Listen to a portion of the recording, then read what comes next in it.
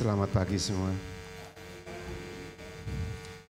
Saya lihat kita semua bersukacita dengan warna merah di mana-mana. Saya nggak tahu dari mana asalnya merah, kalau Christmas ini pakai merah. Saya percaya kita semua sering mendengarkan berita Christmas dalam kehidupan kita. Mari kita berdoa sebelum kita menerima kebenaran firman Tuhan dan mengingatkan kita semua betapa besar kasih Tuhan dalam kehidupan kita. Bapak yang mengucap syukur, terima kasih. Kalau Engkau masih mengizinkan setiap kami hidup sampai hari ini. Engkau mempunyai rencana yang luar biasa, jauh dalam pikiran kami, jauh dalam rencana kami. Kami percaya rencana-Mu sungguh besar dalam kehidupan kami. Kalau hari ini kami memperingati hari kelahiran Tuhan Yesus, kami percaya Tuhan ada sesuatu yang sangat berarti dalam kehidupan kami sebagai anak-anak-Mu dan kehidupan manusia di dunia ini. Kami percaya pekerjaan-Mu sungguh agung dan mulia. Kami dikagetkan, kami mengagumi kemuliaan-Mu, karya-Mu yang sungguh luar biasa dalam kehidupan kami. Bapa, inilah kami, ingatkan kami selalu akan kelahiran dan pengorbanan-Mu Tuhan. Agar hidup kami selaras dengan apakah yang Kau rencanakan dalam kehidupan kami. Bentuk kami Tuhan sesuai dengan rencana-Mu, sesuai dengan kuasa Roh Kudus-Mu yang menuntun pada setiap kami untuk hidup taat dan setia kepada-Mu. Di dalam nama Tuhan Yesus Kristus kami menyerahkan hari ini kepada-Mu Tuhan, hati dan pikiran kami kepada-Mu. Roh Kudus, ubah setiap kami untuk mengerti apa yang akan Kau sampaikan kepada kami. Dalam nama Tuhan Yesus Kristus. Amin. Saudara, hari ini semua di dunia pada pesta pora ya, Christmas, keluarga, di mana keluarga sedang memasak pesta pora luar biasa, saudara. Ya. Nah, sering kali kita hanya fokus apa yang kita beritakan itu adalah hari makna Natal. Tapi mari kita melihat, ya, kita melihat adegan-adegan di balik kelahiran Tuhan Yesus Kristus Tuhan kita. Ya, saudara, di setiap hari Natal banyak orang yang membicarakan hanya tentang makna Natal. Satu hal yang mungkin tidak disadari, tidak kita sadari. Yang kita bicarakan, Natal bukan sekedar kisah kelahiran Kristus. Bukan sekedar kelahiran Kristus, tetapi juga kisah kepenuhan Roh Kudus di dalam kehidupan orang-orang di sekitar kelahiran itu. Amin, saudara. Ya, Injil Lukas mencatat semua pemeran utama, bahkan pemeran yang lainnya, semua mengalami kepenuhan Roh Kudus di dalam perjalanan masa-masa sampai kelahiran Yesus Kristus. Ya, hari ini kita akan berbicara, saudara, ada tugas buat saudara. Nanti pulang, saudara boleh membaca Injil Lukas pasal 1 dan pasal 2. Karena kalau saya bacakan di sini selesailah waktunya, ya, saudara ya. Saudara terima saja nanti pekerjaan buat saudara dibaca Injil Lukas pasal 1 dan pasal 2, ya.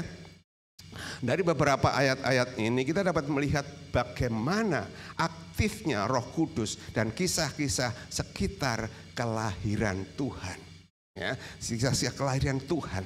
Ya, kita mengakui pekerjaan Roh Kudus dalam menginspirasi kerjasama penuh kerendahan dari hati Yusuf dan rencana Allah yang mengagetkan dunia sampai hari ini. Nah, saudara, hari ini khotbah hari ini saya berikan judul Peran Roh Kudus dalam Kelahiran Kristus. Ya, mungkin agak aneh, saudara, biasanya hanya di palungan yang kita beritakan. Tapi mari kita lihat kuasa di balik semuanya itu. Injil Lukas mencatat semua itu luar biasa, saudara. Lukas mencatat ini supaya kita percaya sepenuhnya kalau berita itu adalah benar. Ya, jadi mari kita lihat tokoh-tokoh di dalam proses sebelum kelahiran Yesus sampai kelahiran Yesus nantinya. Mari kita yang lihat pertama adalah dari Zakaria. Ya, pertama kita lihat peran yang Zakaria. Zakaria adalah seorang imam, saudara. Ya. Dia punya istri namanya Elisabeth. Ya. Zakaria dan Elisabeth, mereka sudah lanjut usia. Ya. Mereka sudah lanjut usia Zakaria. Ya.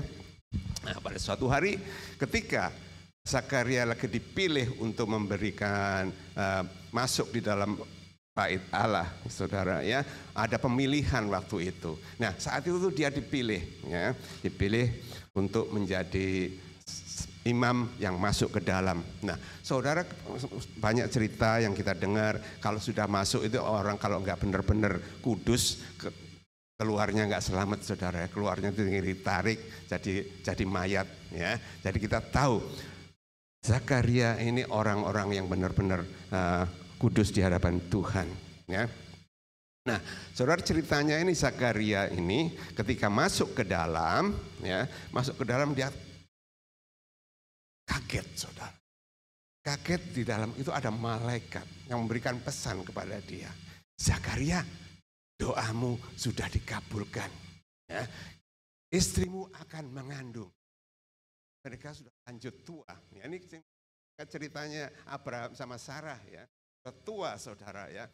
Istrimu akan mengandung.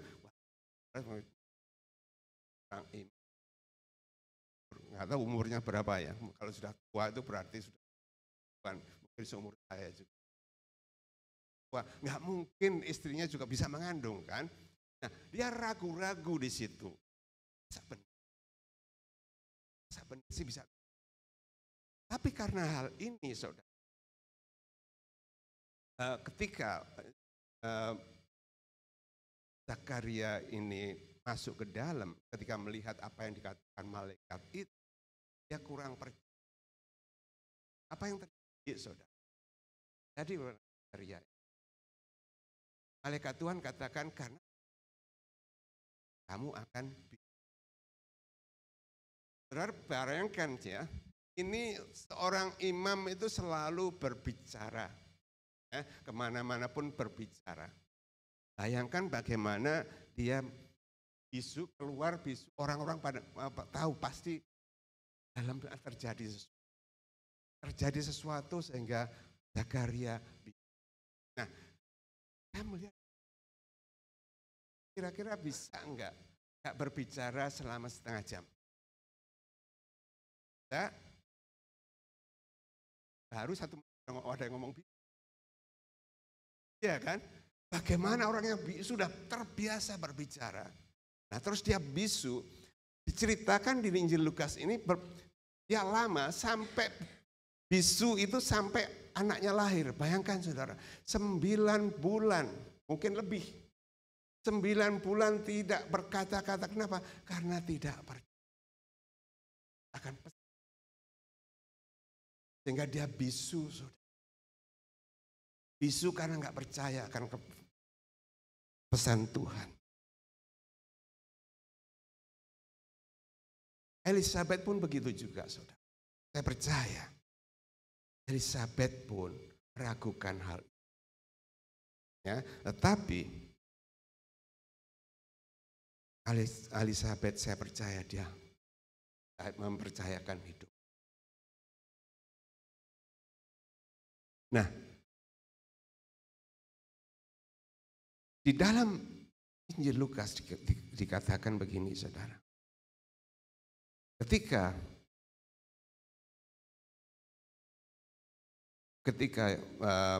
anaknya lahir itu, saudara, sesuatu yang terjadi yang luar biasa. Ketika anaknya lahir, kebiasaan orang Yahudi 8 hari mereka dikasih nama itu. Tetangga-tetangganya masih namaikan saja Zakaria seperti ayahnya. Tapi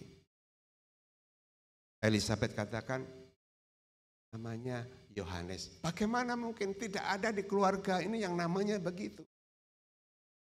Elisabeth benar-benar mentaati pesan. Ya. Nah, kemudian orang-orang di sekitar situ, saudara, sekitar Zakaria dan Elisabeth ini, Mereka tanya, coba tanya sama suamimu. Waduh saudara, di Zakaria ini yang sudah bisu lebih dari 9 bulan saudara ya. Mungkin sudah kepingin, nggak mungkin ya orang kalau sudah nggak pernah bicara terus bicara pasti gagap. Ya kan? Pasti gagap. Ya, nggak tahu bagaimana, mungkin lupa. Ya, lupa bahasanya juga saudara. Coba tanya suami. Zakaria yang nggak bisa bicara cuma menuliskan. Namanya Yohanes. Seperti pesan persis seperti apa yang dipesankan. Namakan anakmu Yohanes. Apa yang begitu selesai dia menuliskan namanya Yohanes, dia kembali berbicara lagi. Ya saudara di sini, betapa pentingnya kita semua taati firman Tuhan seperti apa yang jizat akan terjadi ketika kita melakukan perintah Tuhan seperti apa pesan Tuhan. Bukan pesan pendeta, bukan pesan saya saudara, bukan pesan sponsor, tapi pesan firman Tuhan. Firman yang tertulis. Makanya saudara, saya anjurkan saudara membaca firman Tuhan setiap hari. Betapa susahnya pun pasti ada berkatnya. Karena mujizat demi mujizat akan terjadi dalam hidup kita. Kita akan mentaati kebenaran firman. Amin. Zakaria dan Elisabet adalah contoh yang luar biasa yang bisa kita contohin. Ya, banyak sekali hal-hal yang bisa kita lihat di sini saudara. Ya.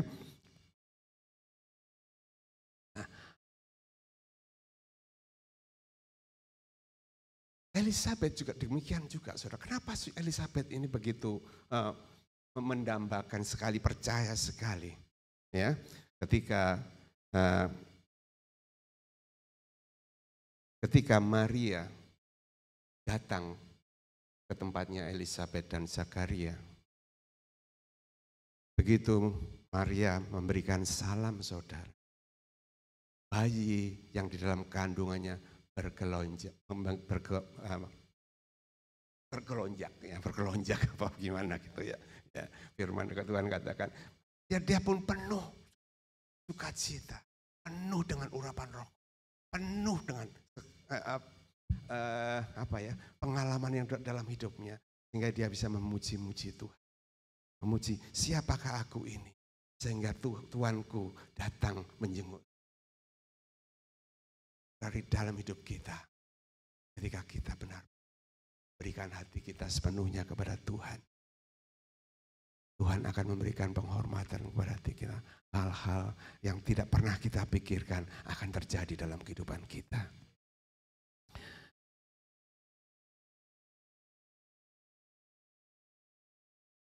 Pemeran yang kedua adalah Yohanes Pembaptis. Sesuai dengan firman pesan malaikat itu, dia katakan anak ini akan penuh dengan Roh Kudus sejak dalam kandungan. Kenapa saudara? Karena mengandungnya Elisabet itu sesuatu yang luar biasa. Ya, sesuatu yang luar biasa. Yang firman Tuhan katakan, malaikat katakan, anak ini akan penuh mulai sejak di dalam kandungan.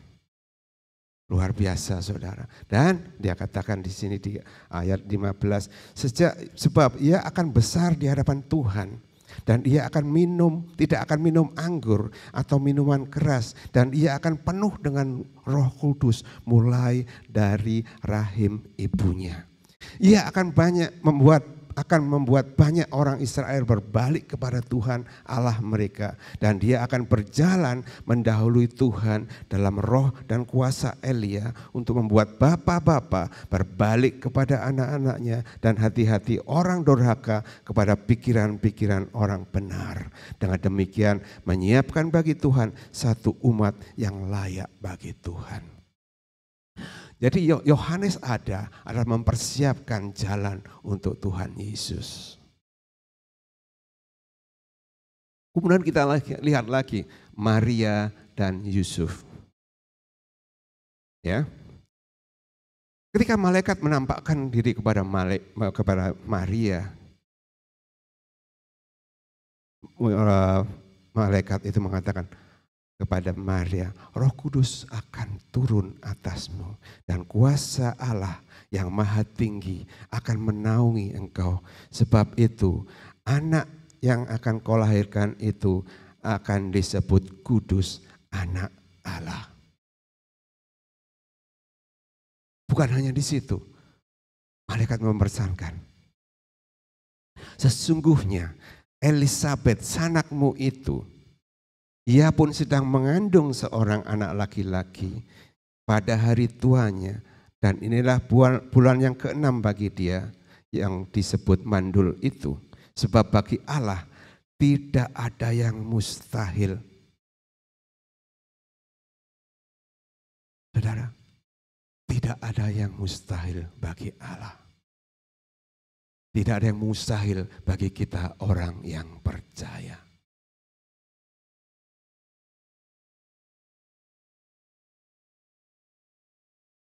Saudara, kita membutuhkan kepenuhan Roh Kudus untuk menjadi instrumen, untuk menjadi alat yang dipakai oleh Tuhan.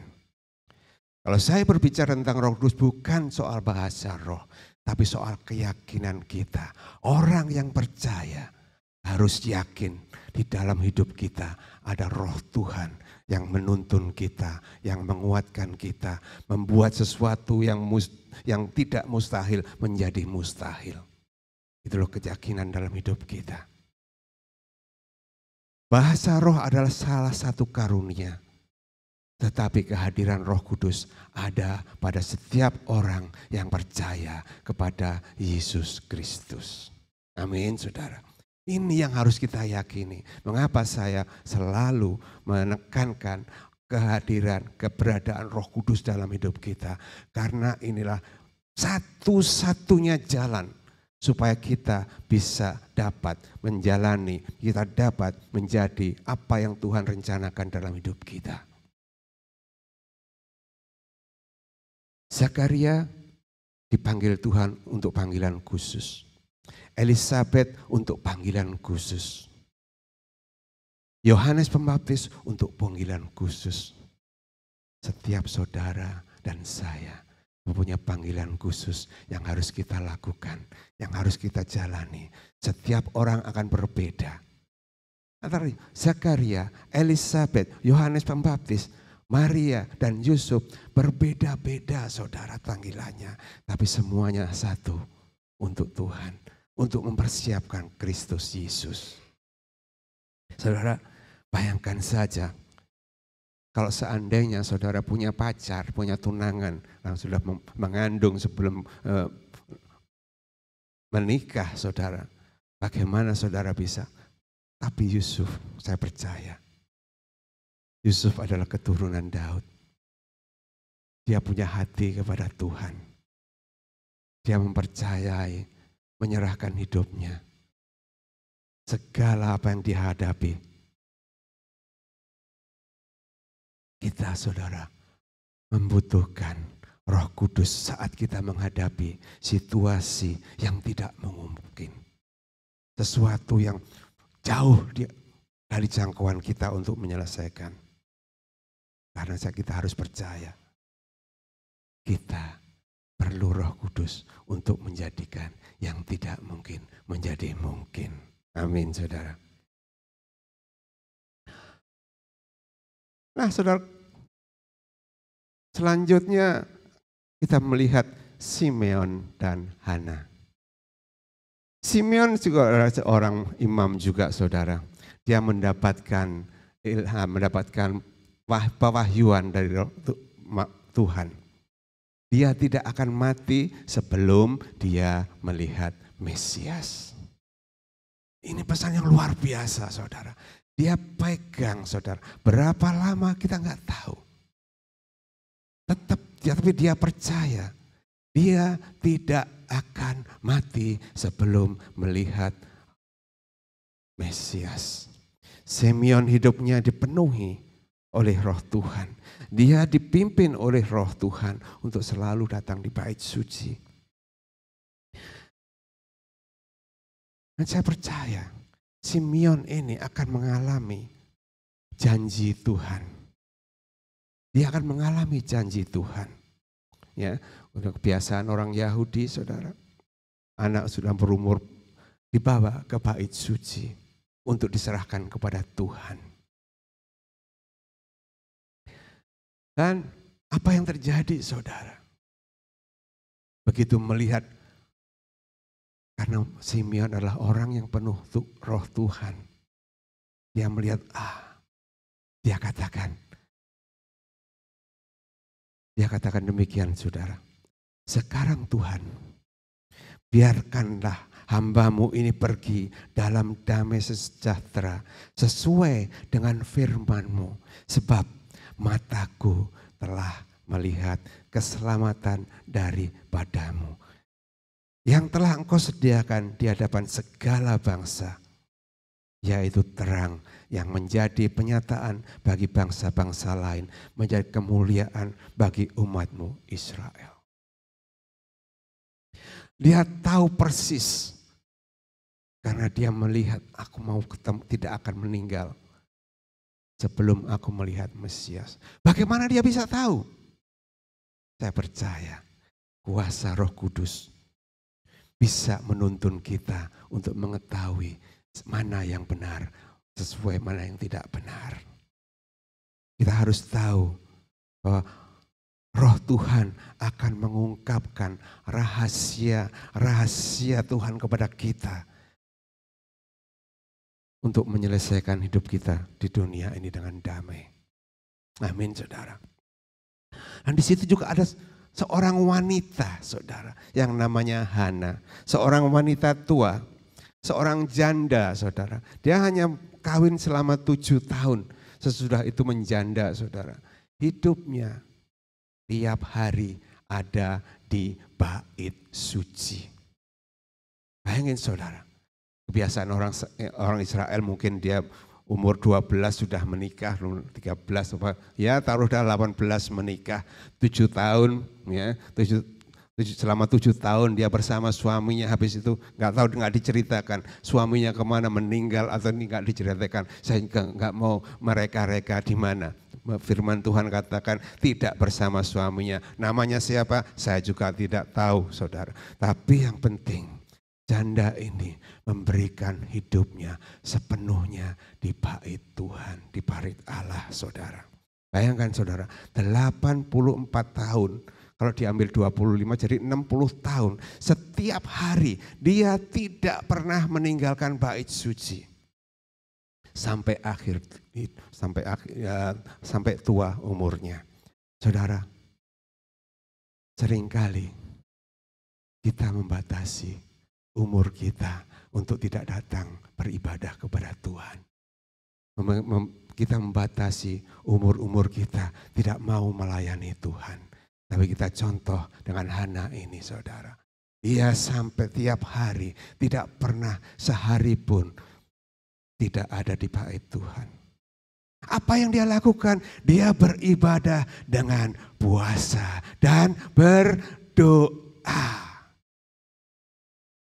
Ibadah yang dilakukan bukan ibadah biasa, saudara. Tapi ibadah berdoa dan berpuasa. Memang ibadah yang dengan doa dan puasa ini sangat langka zaman-zaman sekarang, saudara. Ya, kita hanya datang, banyak orang datang ke gereja kalau ada makanan baru ke gereja. Saudara, hidup kita ini kita harus mendedikasikan hidup kita ini seperti Hana. Tiap hari ada di rumah Tuhan. Rumah Tuhan itu bukan di gereja, saudara. Rumah Tuhan itu ada di bait kita. Tidak tahukah kalau kamu adalah bait Tuhan? Jadi tiap hari kita harus menambahkan diri kita kepada Tuhan. Tuhan, apa yang harus Kau kehendaki dalam hidup aku? Berdoa dan berpuasa. Saya harap saudara mau mengambil keputusan nanti di tahun 2024. Saya mau berpuasa. Saya mau berpuasa. Ini Hana ini setiap hari berpuasa. Kita dikasih puasa, ayo kita puasa 1 bulan. Bolong-bolong saudara. Ayo puasa, buat apa puasa? Saudara, puasa itu bukan buat saudara. Tapi puasa itu menundukkan diri saudara akan kepada Tuhan. Memberikan, itu adalah satu ibadah kita kepada Tuhan. Baik saudara datang, ambil bagian dalam ibadah tiap minggu. Tapi setiap hari kita harus beribadah kepada Tuhan. Berdoa kepada Tuhan, berpuasa untuk Tuhan. Berpuasa enggak berguna buat saudara. Tapi berpuasa berguna buat saudara ketika Roh Kudus memimpin saudara berpuasa untuk mendekat kepada Tuhan. Amin. Berdoa dan berpuasa. Di mana-mana zaman sekarang ini saudara. Kekristenan hanya sebagai simbolis saja. Di dalam kebaktian-kebaktian doa hanya beberapa gelintir orang yang datang. Tidak peduli itu gereja besar, gereja kecil, sama semua saudara. Ini sudah menjadi kultur, sudah menjadi kebiasaan orang-orang Kristen. Zaman modern ini, zaman era modern ini. Tidak ada seorang pun yang mau mendambakan dirinya kepada Tuhan. Karena kita, kehidupan kita hanya berkat, berkat, dan berkat. Berkat, berkat, dan berkat. Kalau Christmas begini saudara, berapa dolar yang orang habiskan untuk hadiah dan hadiah dan hadiah? Berapa yang saudara habiskan untuk membantu orang-orang yang kekurangan? Berapa yang saudara habiskan waktu saudara untuk shopping? Berapa waktu yang saudara berikan kepada Tuhan? Setiap hari. Hana contoh yang baik. Hana pun mendapat, ya, dia tidak pernah meninggalkan bait Allah siang dan malam, saudara. Dia mengucap syukur kepada Allah dan dia berbicara tentang anak itu kepada semua orang.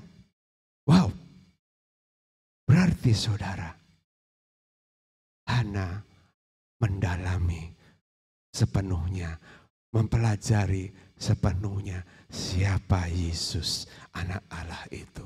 Dia bisa menceritakan tentang anak Allah itu kepada semua orang. Apa yang saudara bisa ceritakan tentang Yesus Kristus? Saudara perlu duduk di kaki Tuhan. Belajar mengenal Dia sebagai Tuhan dan Juru Selamatmu. Belajar, belajar, belajar untuk mengenal Dia sampai mengenal Dia. Hana adalah janda tua yang dipenuhi Roh Kudus dan melayani Tuhan sebagai nabiah. Meskipun usia tua, dia aktif melayani. Bapak-bapak, ibu-ibu yang sudah lanjut usia, jangan diam-diam saja. Duduk diam di pojokan sana. Tapi mari kita berbakti, beribadah kepada Tuhan. Hana aktif melayani Tuhan melalui puasa dan doa. Urapan Tuhan dalam hidupnya membuat dia menjalani hidup yang bermanfaat meskipun di usia tua. Saudara, kita semua membutuhkan urapan Roh Kudus untuk menjalani hidup dan pelayanan kita demi kerajaan surga. Nah, ini saudara, tokoh utamanya saudara, Yesus Kristus Tuhan kita. Dia lahir sejak dalam kandungan karena lahir dari roh. Tetapi kita harus lihat perjalanan hidupnya. Firman Tuhan katakan, dia jadi manusia seperti saudara dan saya. Jadi di dalam proses hidupnya, Dia seperti saudara dan saya belajar tiap hari. Tapi dia mendapatkan hikmat yang luar biasa. Kalau kita baca di Lukas itu saudara. Ya sampai hari tuanya saudara. Sampai hari tua. Sampai saat mudanya. Sampai saat mudanya. Dia menjadi orang yang berhikmat. Kenapa saudara? Karena saya percaya semua yang dari Tuhan, semua yang dipimpin oleh Tuhan menjadi kemuliaan bagi Tuhan. Amin saudara. Umur 12 atau 14 dia pergi saudara. Waktu kebiasaan orang Israel saudara, dia pergi ke bait Allah, dia hilang di situ. Pikir orang tuanya, oh, mana ini Yesus. 3 hari dia berdebat di rumah Tuhan. Ya, semua masih ingat cerita itu kan. 3 hari mereka takjub atas anak ini. Saudara dan saya bisa seperti dia.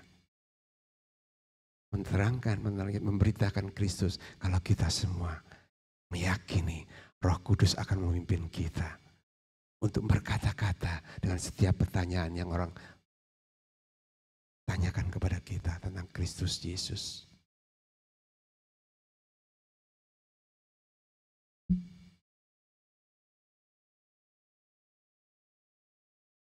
Satu hal yang menyentak di dalam hati saya. Jawabnya Tuhan Yesus Kristus waktu itu. Papa mamanya katakan, nak mengapa engkau berbuat demikian terhadap kami? Bapamu dan aku cemas mencari engkau. Jawabnya kepada mereka, mengapa kamu mencari aku? Tidakkah kamu tahu bahwa aku harus berada? Aku harus berada. Gimana? Di dalam rumah Bapakku. Aku harus selalu ada di rumah Bapa. Aku harus selalu ada di bait Tuhan. Aku harus selalu ada di dalam Tuhan. Aku harus selalu bersama-sama dengan Tuhan. Saudara, kita melihat kelahiran Tuhan Yesus bukan hanya di palungan, tapi dia memberikan contoh yang baik. Harus selalu ada di rumah Tuhan. Harus selalu harus selalu bersama-sama dengan Tuhan. Saudara, Roh Kudus menuntun kita semua. Roh Kudus melakukan buat kita. Kenapa Roh Kudus? Roh Kudus adalah penolong. Tanpa penolong kita tidak mampu. Jadi cerita-cerita di atas ini kita melihat, wow, cerita Roh Kudus yang punya peran utama, yang paling utama dalam perjalanan kelahiran Tuhan Yesus Kristus. Sampai dia lahir, sampai dia muda, dan sampai di dalam pelayanannya pun juga saudara. Kita lihat melalui pelayanannya, ketika dia dibaptiskan, Roh Tuhan turun atasnya. Inilah anakku yang berkenan kepadaku. Saudara, bukan hanya saat itu saja. Karena selama hidupnya, mulai dari lahir sampai dia melayani umur 30-an saudara. Atas pimpinan Roh Tuhan. Di dalam hidupnya, setelah dibaptis, dia dicobai saudara, di Injil Matius. 3 kali dicobai. Tapi semuanya itu dia hadapi. Karena dia tahu dia adalah dalam tuntunan Roh Tuhan. Saudara, kita perlu urapan Roh Tuhan. Kita perlu Roh Kudus di setiap saat untuk menghadapi saat-saat di mana kita tidak bisa melakukan sesuatu, di mana kita tidak bisa memutuskan sesuatu, di mana kita tidak bisa memilih sesuatu yang baik. Duduk, berdoa, dan berpuasa. Mendapatkan pimpinan dari Roh Tuhan.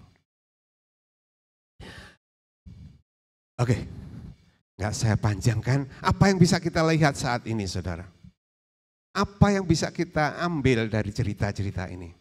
Pertama, ya, pelajaran yang kita ambil. Pertama, Roh Kudus itu menguatkan, memampukan, ya, menguatkan, memampukan. Saudara, tanpa Roh Kudus, Zakaria nggak bakalan kuat, saudara, nggak berbicara 9 bulan. Habis itu dia 5 bulan dia nggak keluar-keluar, saudara. Enak nggak 5 bulan nggak keluar-keluar? Kita aja kemarin waktu ada COVID nggak keluar 2 tahun rasanya udah bosen sekali. Tapi masih keluar sedikit-sedikit, saudara, ya kan? Masih keluar aja. Ini 5 bulan dia nggak keluar, saudara. Bagaimana mungkin?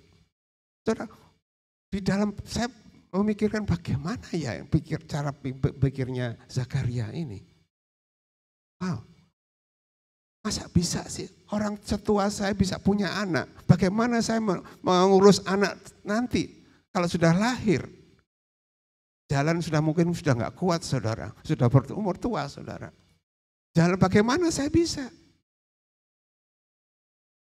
Tapi saya percaya Roh Tuhan menguatkan dan memampukan dia. Roh Tuhan memampukan Elizabeth. Bayangkan, saudara, ibu-ibu yang sudah tua, bagaimana bisa menyusui anak ini kalau udah lahir? Mustahil. Tapi itulah, tidak ada yang mustahil bagi Tuhan. Amin. Tidak ada yang mustahil. Dia menguatkan. Saudara dan saya perlu penguatan dari Roh Tuhan. Tetangga kita, pasangan kita, gak bakalan bisa menguatkan kita. Gak bisa menolong kita. Yang kita gandeng tiap hari. Yang tidur bersama kita setiap hari. Bisa nolong kita? Terbatas. Menolong pun terbatas. Bisa memberikan cara kita memilih? Gak bisa. Memilih yang benar, saudara, bukan memilih yang baik. Memilih yang benar sesuai dengan apa yang Tuhan mau. Gak bisa. Makanya saudara, kita harus dikuatkan, akan dimampukan. Hidup kita dikuatkan, dimampukan oleh Roh Tuhan. Amin. Yang kedua, Tuhan akan memulihkan. Roh Kudus akan membawa kita kepada pemulihan demi pemulihan. Zakaria dipulihkan dari kebutaannya. Bisu. Zakaria dipulihkan dari kebisuannya. Elizabeth dipulihkan dari kemandulannya. Dari mandul, saudara. Jadi gimana? Ini yang harus kita lakui, saudara. Kita perlu Roh Kudus. Kita perlu Roh Tuhan.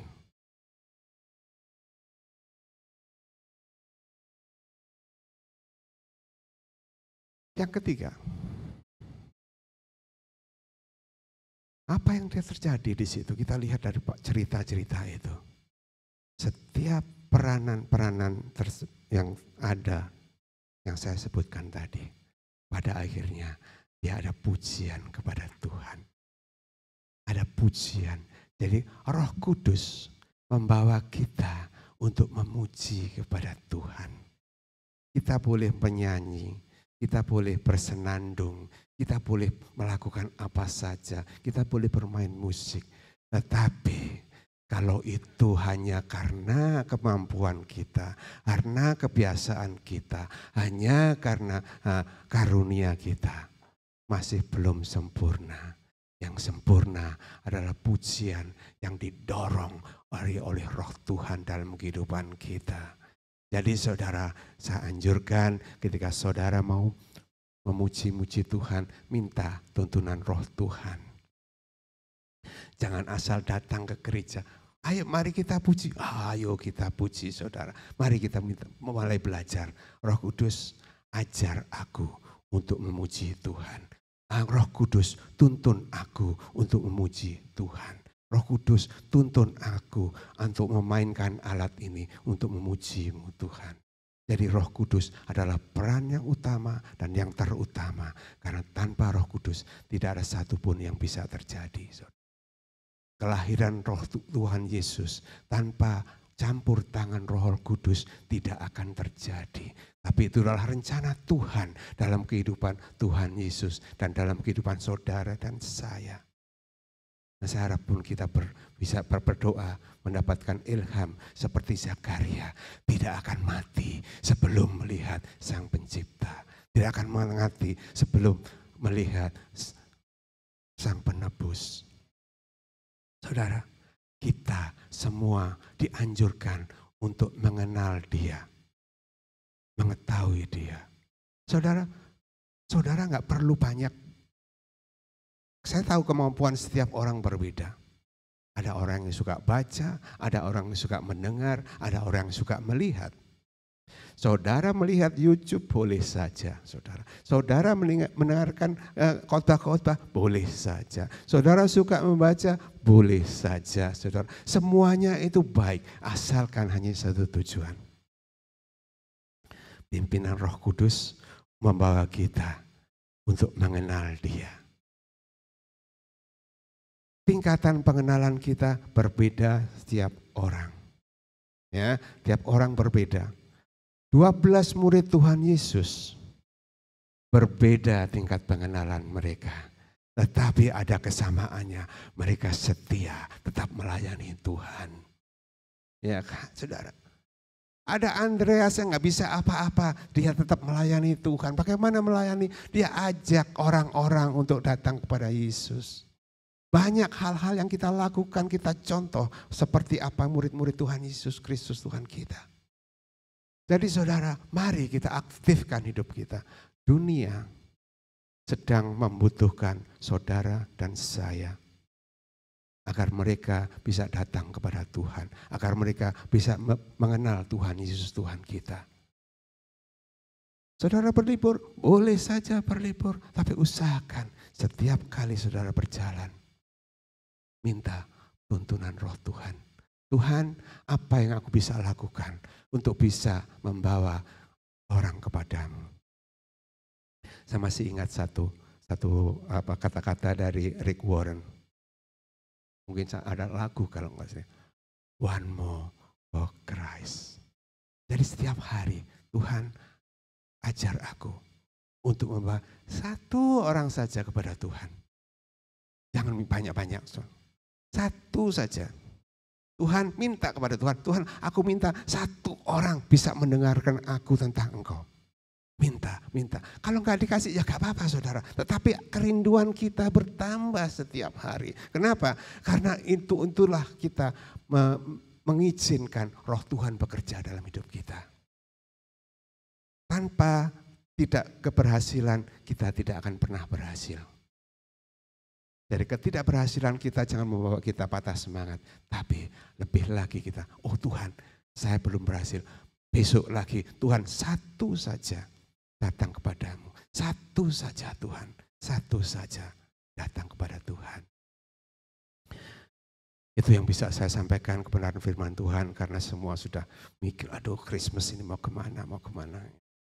Ya dah saudara, ini pesan buat saudara dari sekarang selama seminggu pulang rumah jangan lupa baca Injil Lukas pasal 1 dan pasal 2, dalami. Minta Roh Kudus, Tuhan apa yang bisa belajar di sini.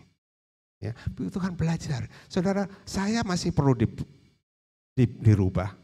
Banyak hal-hal dalam hidup saya yang enggak benar, enggak sesuai dengan apa yang Tuhan mau. Tapi saya mau. Saya selalu minta kepada Tuhan, keluarga saya, satu saja kepada Tuhan. Berhasil? Enggak tahu saudara. Setiap hari saya selalu berdoa buat saudara-saudara saya di Indonesia. Mereka yang belum pernah mendengar dan tidak mau mendengarkan. Itu yang payah saudara. Kalau saudara masih punya saudara-saudara yang percaya kepada Yesus, terpujilah nama Tuhan. Bersyukurlah saudara punya orang tua yang sudah datang kepada Tuhan. Saudara punya saudara yang datang kepada Tuhan, bersyukur aja. Bersyukurlah. Tapi jangan lupa, satu lagi untuk Tuhan. Satu lagi untuk Tuhan.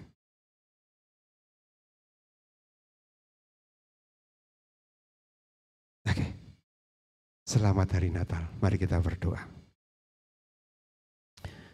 Bapak, kami ucap syukur, terima kasih atas kisah kelahiranmu. Kisah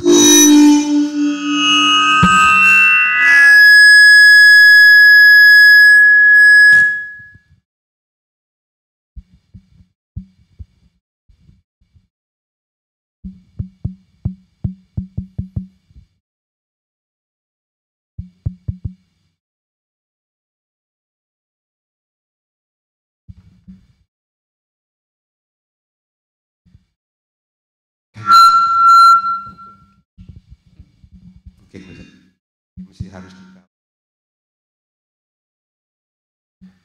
Bapak, cek.